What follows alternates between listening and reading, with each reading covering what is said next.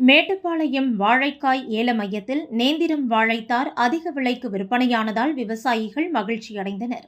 கோவை மாவட்டம் மேட்டுப்பாளையம் அன்னூர் சாலையில் வாழைக்காய் ஏல மையத்தில் இன்று ஏலம் நடைபெற்றது.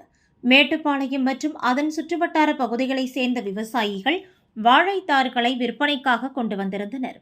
கதளி கிலோ 25 ரூபாய் முதல் 30 ரூபாய் வரையிலும், பூவன் தார் ஒன்று 400 ரூபாய் வரையிலும் விற்பனையானது.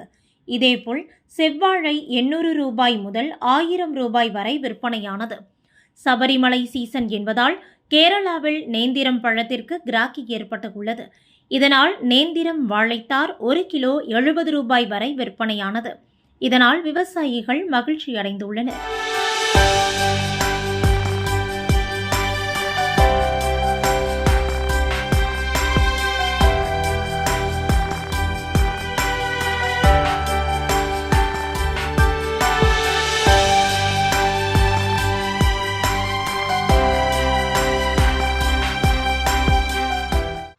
ராசியின் டிசம்பர் மாத பலன்களை மிக துல்லியமாக தெரிந்து கொள்ளலாம்.